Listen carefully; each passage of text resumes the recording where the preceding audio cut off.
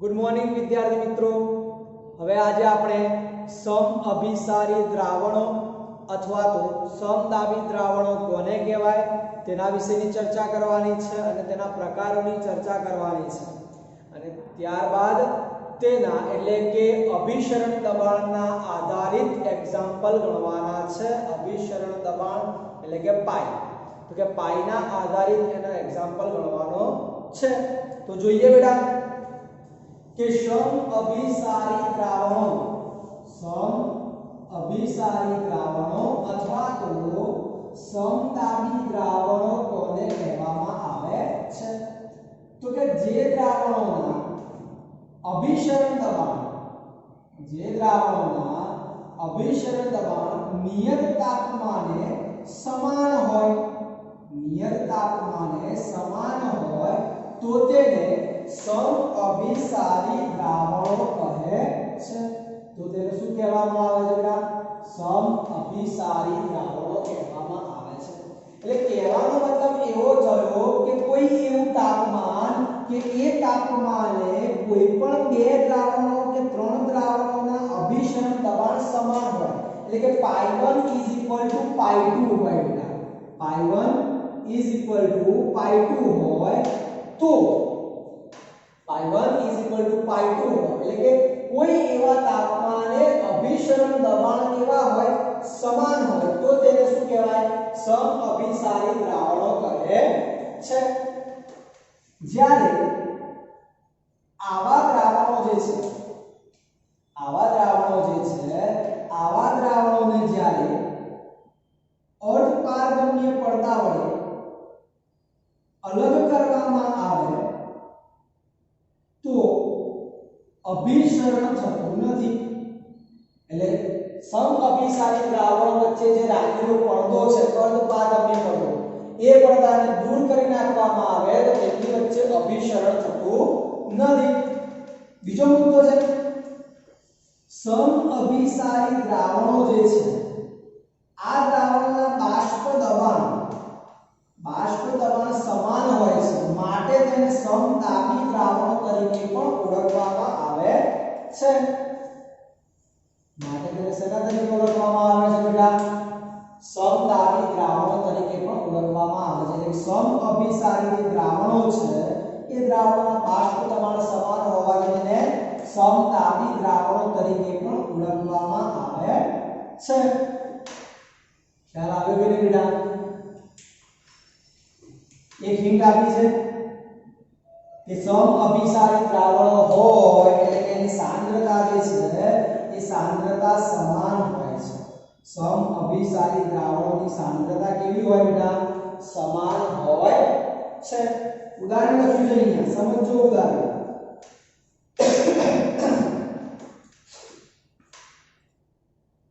.91% W/V જે છે, W/V નું NaCl નું દ્રાવણ જે છે 0.91% W/V નું ક્ષારીય NaCl નું જે દ્રાવણ છે એ માનવ શરીરમાં રહેલા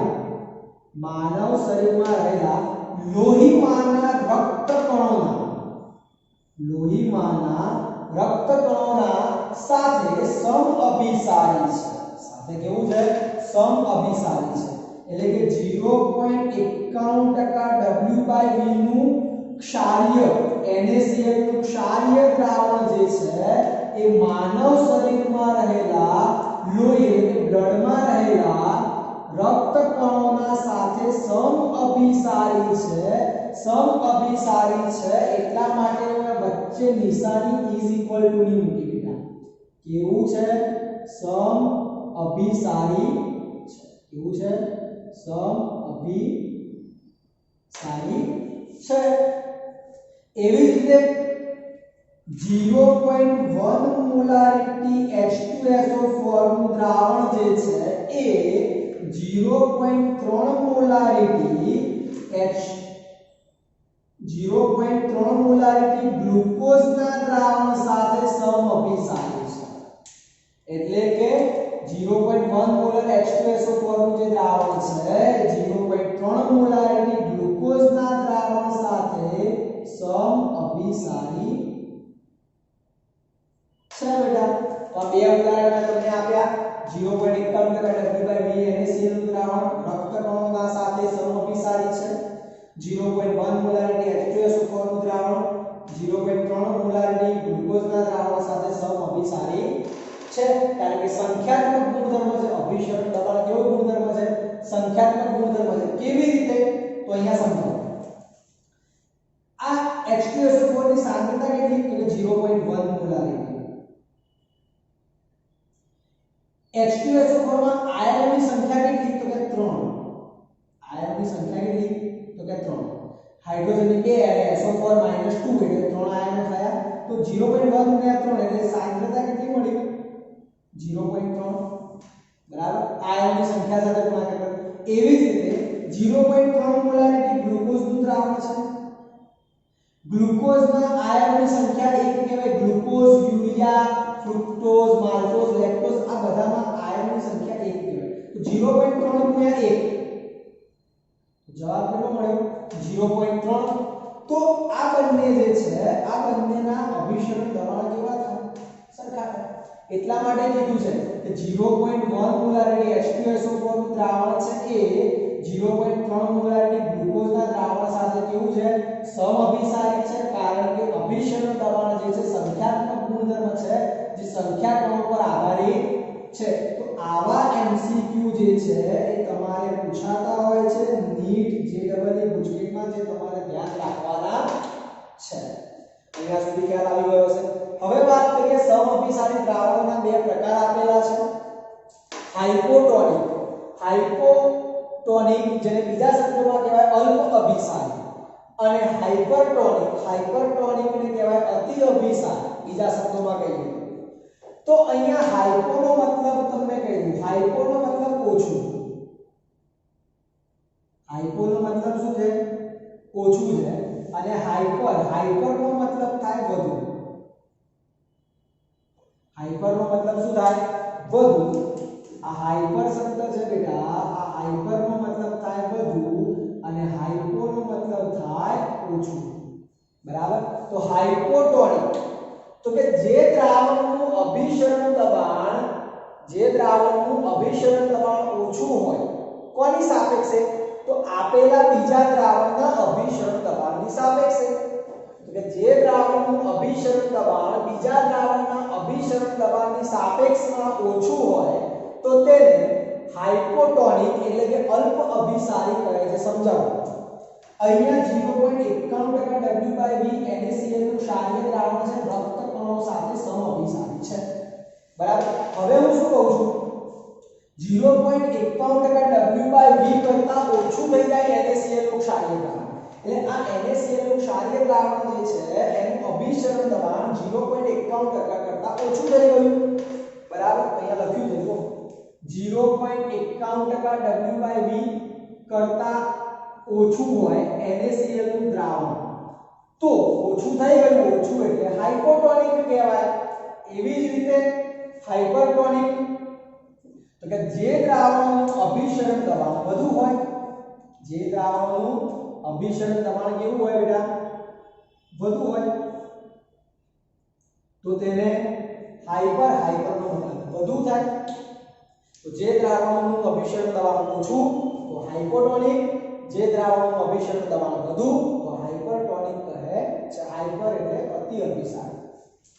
0.51% કરતા વધુ છે। જો અહીંયા 0.51% W/V કરતા વધુ હોય NaCl નું દ્રાવણ તો આ હાઇપરટોનિકમાં ગણાય છે। તો 2 માર્ક્સની એક થિયરી છે, સમઅભિસારી દ્રાવણો એટલે શું, હાઇપરટોનિક અને હાઇપોટોનિક વિશે સમજાવો તો આટલું તમારે ધ્યાન રાખવાનું છે। ત્યારબાદ 2.11 એક્ઝામ્પલ નંબર 2.11 તમારે આપેલું એક પ્રોટીનનું જલીય દ્રાવણ છે।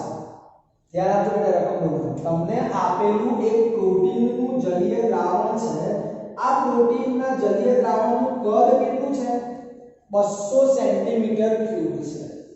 કદ કેટલું છે? 200 સેન્ટીમીટર ક્યુબ છે।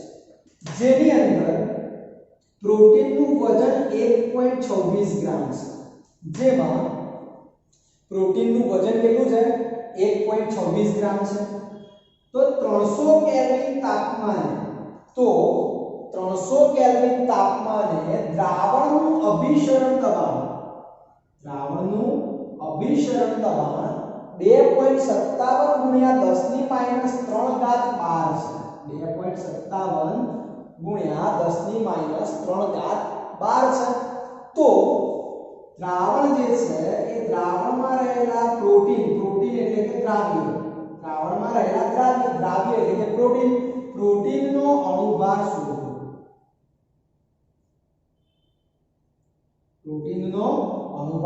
શોધો. અને R ની કિંમત છે 0.083 લિટર બાર પર મોલ ઇન્ટુ કેલ્વિન.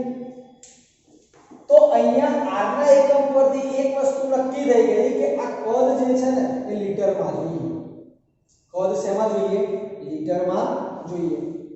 તમને બીજી એક વસ્તુ કહી દઉં, જ્યારે અભિસરણ દબાણ હોય પાઈ, અભિસરણ દબાણ એટલે પાઈ, ત્યારે કદ હંમેશા લીટરમાં હોવું જોઈએ.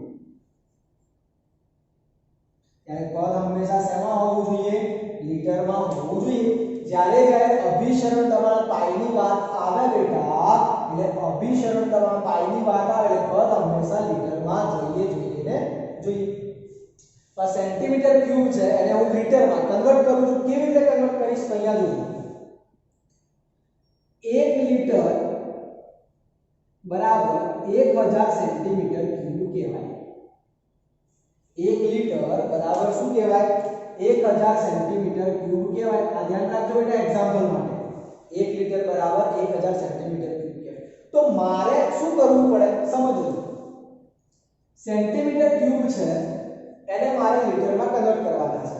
તો 1000 નીચે લાવવું તો ભાગવા પડે ને. 1000 નીચે લાવવું તો શું કરવા પડે? ભાગવા પડે. એનો મતલબ એવો થયો કે 200 ને મારે 1000 વડે ભાગી નાખવા પડે. તો કે 1 લીટર બરાબર 1000 સેન્ટીમીટર ક્યુબ.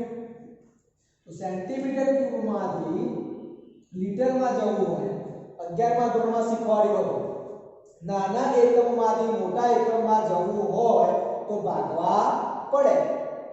તો 200 ને 1000 વડે ભાગી નાખો બેટા. તો 0.200 લીટર તમને કદ મળી ગયું. કદ કેટલું મળી ગયું? 0.200 લીટર. ખ્યાલ આવે કે નહીં? આ ધ્યાન રાખજો બેટા. હિન્ટ કેવી રીતે આવ્યું? તો અહીંયા કદ કેટલું થઈ ગયું? 0.200 લીટર. હવે બધી જ વસ્તુ આપણી જોડે છે. શોધવાનો કોણ છે? અણુભાર એટલે m ને સૂત્ર કરતા બનાવી દો અહીંયા. તો પાઈ ક્યાં આવતા રહે? નીચે. વજન કેટલું? તો કે 1.26. r કેટલું? તો કે 0.083. તાપમાન કેટલું? તો કે 300. અભિસરણ દબાણ કેટલું? તો કે 2.57 ગુણ્યા 10 ની માઈનસ 3. કદ કેટલું? તો કે 0.200. બધાનું સાદુરૂપ આપતા તમને આવડે છે. 10 ની માઈનસ 3 ઉપર જાય એટલે 3 એટલે 1000 કહેવાય.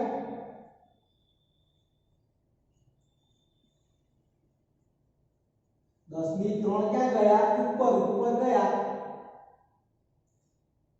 10 ની માઈનસ 3 ઉપર જાય એટલે +3 એટલે 1000 કહેવાય.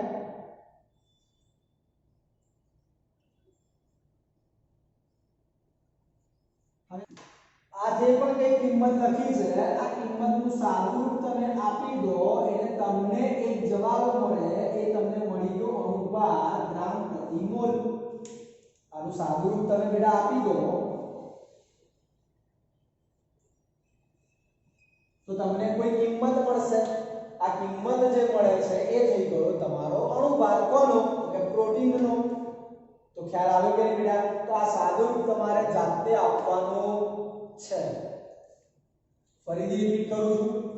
જે દ્રાવણમાં અભિસરણ દબાણ સમાન તો તેને સમઅભિસારી દ્રાવણો કહે છે. પણ એના માટે કોઈ નિયત તાપમાન હોવું જોઈએ. બરાબર. સમઅભિસારી દ્રાવણના બાષ્પ દબાણ સમાન હોવાના લીધે તેને સમદાબી દ્રાવણો પણ કહેવામાં આવે છે. એના ઉદાહરણ લખ્યા છે. હાઇપો એટલે ઓછું, હાઇપર એટલે વધારે. અને એક્ઝામ્પલ છે. એક્ઝામ્પલમાં તમારે સાદુરૂપ અહીં જાતે એટલે આપવાનું છે.